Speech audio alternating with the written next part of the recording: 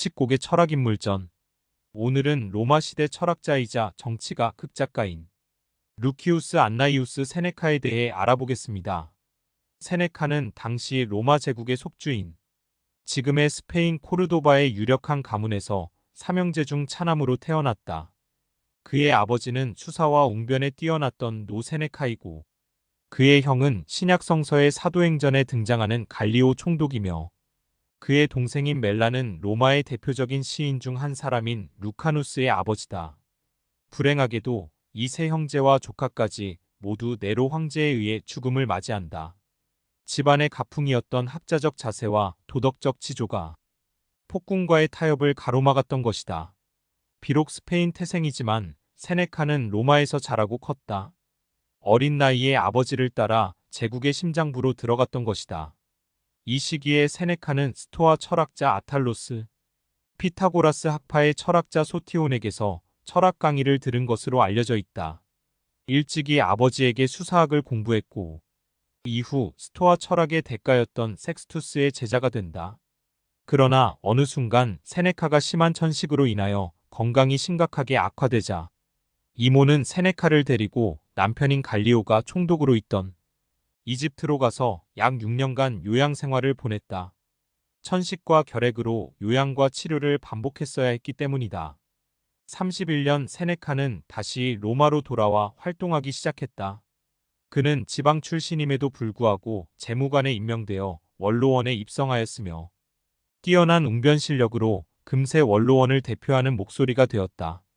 그런데 이런 세네카에게 갑작스런 위기가 찾아왔다. 서기 37년 티베리우스의 뒤를 이은 젊은 황제 칼리굴라가 세네카를 처형하라는 명령을 내렸기 때문이다. 칼리굴라는 스스로 뛰어난 연설가라는 자부심을 가지고 있었는데 세네카가 자신보다 더 뛰어난 연설가라는 명성을 가지고 있었던 것을 도저히 참을 수 없었다. 이에 질투심에 사로잡힌 칼리굴라는 아무런 잘못을 저지르지도 않은 세네카를 처형하라고 명령을 내렸던 것이었다. 그런데 얼마 지나지 않아 칼리굴라는 세네카의 폐병이 진행하는 단계에 있고 그래서 좋은 시절이 오기도 전에 죽을 것이라는 여성 정보원의 얘기를 들었다. 칼리굴라는 그 진술을 믿을 정도로 정보원을 신뢰했고 그래서 세네카를 굳이 죽일 필요가 없다고 생각을 바꾸었다. 칼리굴라는 세네카의 처형을 취소하고는 그 처벌을 가벼운 벌금형으로 대신했다. 세네카는 한숨을 돌리고는 바로 공직 생활에서 물러났다.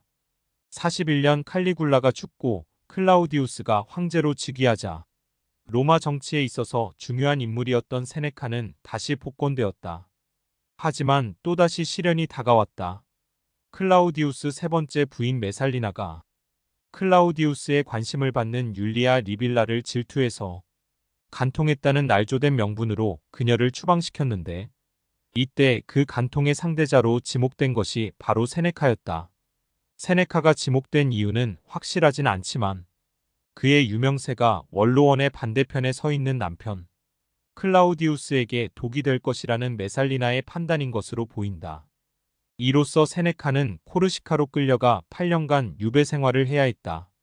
그는 유배 가기 몇 주 전 외아들을 잃기까지 했다. 그는 그곳에서 자연과학과 철학을 공부했고 위로문이라는 제목으로 3편의 짧은 글을 썼다. 기약 없는 유배 생활은 메살리나가 쿠데타 음모로 살해되고 세로이 황제의 네 번째 부인이 된 아그리피나가 당시 가장 유명했던 연설가인 세네카를 네로의 가정교사로 삼기로 결심하면서 끝이 났다. 세네카는 49년 로마로 다시 돌아와 치안관이 되었고 51년에는 네로의 후견인으로까지 임명되었다. 이런 전폭적인 승진이 가능했던 이유는 세네카의 명성이 아들 네로에게 정치적으로 많은 도움이 될 것이라는 아그리피나의 계산이 있어서였다. 서기 54년 클라우디우스 황제의 사후에는 재정의 실권을 장악하고 행정의 솜씨를 휘둘렸으나 그 사이 거액의 부를 축적하여 철학적 신조와 실생활의 모순으로 비난을 받았다. 대부분의 역사적 자료에 따르면 54년에 클라우디우스 황제가 아내 아그리피나에게 독살당해 사망했으며 이제 그녀의 의부사들 네로가 황제에 오르게 된다. 세네카가 클라우디우스 암살에 연루되었다는 증거는 없다. 단 그는 자신의 작품에서 옛 황제 클라우디우스를 조롱한다. 아무튼 당시 17세였던 젊은 네로가 권력을 잡으면서 세네카는 브루스라는 근위대장과 함께 정치 고문 및 장관으로 임명되었다. 그리하여 55년 마침내 세네카는 네로로부터 로마 최고의 관직인 집정관의 자리를 수여받았다. 그 후 8년 동안 세네카와 브루스는 사실상 로마 제국을 통치했다. 그들이 젊은 황제 네로를 통해 통치한 그 기간은 로마 제국의 역사 전체를 통틀어서도 가장 훌륭하고 공정한 정부라는 평가를 받을 정도였다. 이상보다는 타협과 외교에 기반을 둔 세네카의 정책은 무척 효율적이었다. 세네카는 아그리피나의 손에 막강한 왕권을 부여하는 것은 피하면서 젊은 네로의 넘치는 혈기를 억제하기 위해 항상 노력했다. 따라서 네로가 세네카의 조언을 따르는 동안 세네카와 브루스는 그 권력으로 지방 총독의 부패를 쫓아내면서 간접세 인하와 같은 일련의 법적 및 재정적 개혁을 촉진할 수 있었고, 아르메니아에서는 성공적인 전쟁을 수행할 수 있었다.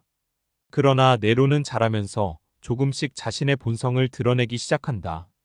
네로는 은밀하게 세네카의 긍정적인 영향력을 하나둘씩 제거했고, 이후 세네카는 점차 제자 네로에 대한 정치적 영향력을 잃게 되었다.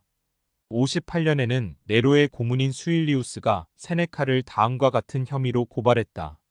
세네카는 고리대 금업을 해서 어마무시한 돈을 벌었으며 심지어 황제의 어머니 아그리피나와도 동침했다는 것이었다. 젊은 고문에 불과한 수일리우스가 황제의 어머니 아그리피나를 이렇게 모욕할 수 있었던 것은 아마도 네로의 묵인과 허락이 있었기 때문일 것이라는 게 학자들의 추측이다. 59년 네로는 결국 자신의 연애에까지 과도하게 간섭하는 어머니 아그리피나를 죽였다. 세네카는 그 사건에 연루되지 않았지만 네로 황제의 이미지를 세탁하는 연설을 하게 된다. 강요가 있었는지 아니면 로마의 정치적 불안을 해소하기 위한 대승적 판단이었는지는 세네카 자신만이 알겠지만 그는 이 연설로 인해 후대 사람들에게 위선적이라는 평가를 받게 된다. 62년 정치적 동료였던 브루스마저 죽게 되자 세네카는 로마를 위해서든 자기 자신을 위해서든 더 이상 버틸 수 없게 되었다. 그는 네로에게 전 재산을 바치면서 공직에서 은퇴할 것을 요청했다. 퇴직은 암묵적으로 승인되었지만 재산 환수는 몇 년 후까지 수락되지 않았다. 세네카는 점점 위험해지는 로마 궁정에서 물러나 두 번째 부인인 파울리나와 함께 이탈리아 남부를 여행하며 시간을 보냈다. 이 좌절과 도피의 시기에 세네카는 그의 가장 유명한 작품 중 하나인 루킬리우스에게 보내는 편지를 쓴다. 64년부터는 궁정에 아예 출입조차 하지 않는다.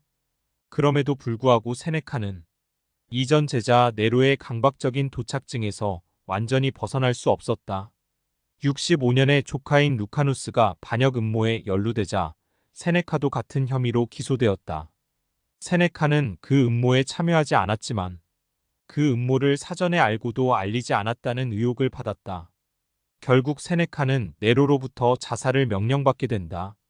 세네카는 그 명령이 적힌 편지를 받고서는 유언장을 쓰게 해달라고 네로에게 부탁했지만 단칼에 거부당했다. 그 거부에 세네카는 자신의 유산이 물질적인 것이 아니라 자신이 살았던 삶의 이미지가 될 것이라는 말을 했다.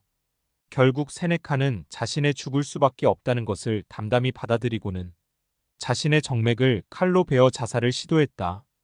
재차 정맥을 베었으나 시간이 지나도 죽지 않자 세네카는 자신의 주치의에게 동미나리를 부탁하여 마셨다.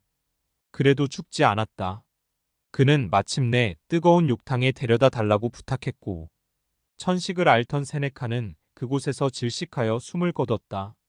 죽기 전 욕탕에서 세네카는 하인들의 이마에 물방울을 뿌리면서 그 물방울이 제우스에게 바치는 술이라고 말했다고 한다. 세네카가 죽은 이후 세네카의 조언이 사라진 네로도 폭정으로 민심을 급격하게 잃어버려 얼마 가지 않아 원로원의 반란을 마주하고 68년 자살로 생을 마감한다. 세네카는 자기 스스로를 스토아 철학자라고 규정하고 자기가 스토아 학파의 규율과 원칙을 따른다는 것을 강조한다. 그러나 그의 정치 사상을 스토아 철학의 판박이라고 단정할 수는 없다. 스토아 학파의 영향을 받았다는 점을 부인할 수는 없지만 그의 정치 사상은 로마인의 경험과 결합된 독특한 성격을 갖고 있다. 파나이티우스와 포시도니우스의 실용적인 관점이 강화된 스토아 철학을 계승했으며 에피쿠로스 학파의 의견 중 일부를 받아들임으로써 감정에 대해 보다 긍정적인 태도를 취한다.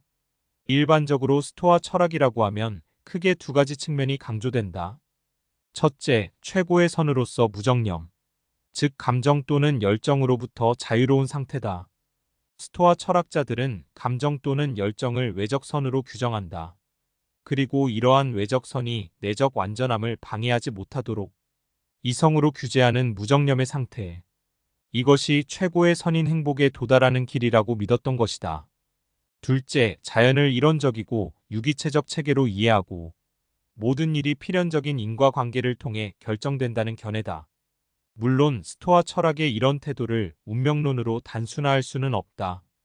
인간은 자유의지를 가지고 있고 이러한 자유의지를 통해 자발적으로 자연과 일치되는 삶을 살 수 있다고 믿었기 때문이다.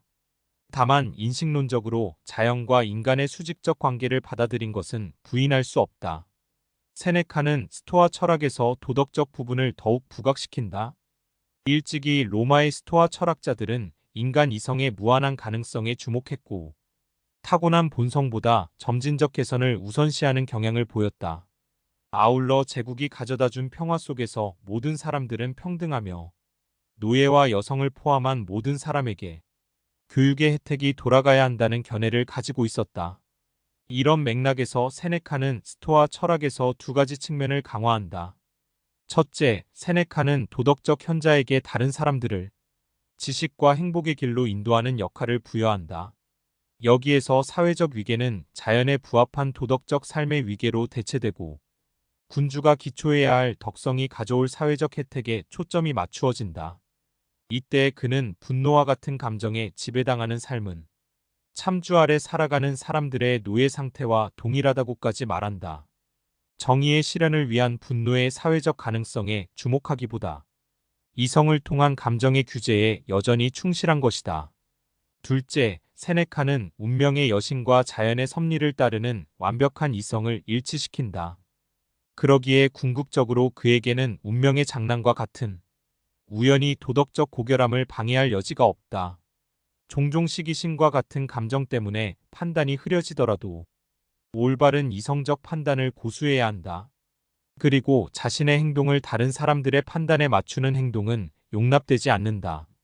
감정에 대해 보다 유연한 태도를 견지했다고는 하지만 그에게는 존귀한 것과 유용한 것 사이에 어떤 타협도 허락하지 않는 철학적 원칙이 유지되었던 것이다. 자비에 대하여는 일종의 군주의 교본의 모범적 사례라고 할 수 있다. 첫 5년의 선정을 이끈 세네카가 네로 황제에게 충고하는 내용을 담은 것으로 이 저술은 선정을 베푸는 좋은 군주와 폭력을 일삼는 참주의 대비를 통해 황제와 백성의 관계가 어떠해야 하는지를 조심스럽게 서술하고 있다. 수사학적으로 매우 뛰어난 이 작품은 한편으로는 황제에게 아부하는 태도를 보이고 다른 한편으로는 황제를 가르치는 한 명의 스승의 모습이 보인다.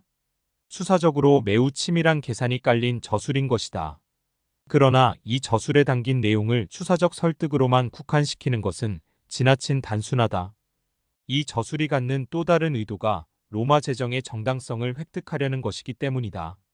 아우구스투스가 재정 초기에 보인 조심스러운 행동에서 보듯 로마의 뿌리 깊은 선조들의 관습은 황제라는 존재를 받아들이지 않았다. 비록 원수라는 말이 로마 재정의 체제를 설명하는 말로 일반적으로 통용되었지만 정작 아우구스투스는 스스로를 원로원의 수장 또는 집정관 중 한 사람으로 인식되기를 원했다. 군대를 비롯해 통치 전반을 장악했음에도 불구하고 종신직책을 부여받는 것을 의도적으로 피함으로써 불필요한 시기와 증오를 피하고자 했던 것이다. 아울러 황제체제가 궁극적으로는 공화정에서만 가능한 관습과 상충된다는 비판을 최소화하려고 했던 것이다. 세네카의 자비에 대하여는 로마 사회에서 황제체제가 갖는 이러한 내적 긴장을 해결하기 위해 도덕을 논의의 중심에 놓는다. 군주와 참주의 구별을 이야기하지만 정치체제가 아니라 통치자가 핵심 주제가 된다. 그리고 아우구스투스에게서 모범을 찾는다. 로마 공화정의 귀족과 인민의 공존에 대한 논의도 없고 로마 공화정을 위대하게 만들었던 영웅들에 대한 이야기도 없다. 대신 황제의 도덕성이 곧 정당성의 잣대가 된다는 논지만 있다. 이런 바탕 위에 세네카가 절제된 자비를 베풀도록 유도하는 수사적 내용을 보탠 것이다. 그러기에 그는 이복형인 브리타니쿠스를 죽인 것과 네로는 무관하다고 말한다. 그런 연후에 그는 조심스럽게 선한 군주의 백성에게는 분노도 복수심도 없고 분열과 불화도 없다고 충고한다. 다시 말하자면 자비에 대하여의 숨겨진 또 하나의 목적은 재정을 옹호하는 이념적 좌표를 세우려던 것이었다. 특히 세네카의 재정론에서 두 가지 측면을 주목할 필요가 있다. 첫째, 세네카는 스토아 철학에서 말하는 완벽한 이성 또는 자연과 일치된 삶을 정치 공동체의 통치 원칙으로 제시하고자 한다. 이때 군주는 오직 상위의 보편적인 도덕 원칙에만 구속되고 이러한 도덕 원칙의 하나인 자비라는 덕목이 군주와 참주를 구별하는 기준으로 제시된다. 즉 군주의 도덕성이 정체의 정당성을 확보하는 기준이 된 것이다. 둘째, 세네카는 로마 공화정의 자유가 군주의 통치 아래에서도 가능하다는 것을 설득하려고 노력한다. 그에게 자비로운 군주에 대한 인민의 사랑은 전적으로 이성적인 행위이고 군주는 의사처럼 정치 공동체의 문제를 해결하려고 노력해야 한다. 반면 참주는 올바른 이성을 결여한 통치자이고 그가 조성하는 공포는 끝내 자신의 몰락을 자초할 뿐이다. 결과적으로 볼 때 세네카는 공화정의 시민적 자유를 재정의 개인적 자유로 대체하고 있다. 적극적인 정치 참여가 아니라 자비로운 군주 아래에서 행복을 누리는 것을 자유라고 말하고 있는 것이다. 이상 로마 시대 철학자이자 정치가 극작가인 루키우스 안나이우스 세네카에 대해 알아보았습니다. 위 내용을 참고하셔서 여러분의 영성 공부에 활용하시길 바랍니다. 경청해 주셔서 감사합니다.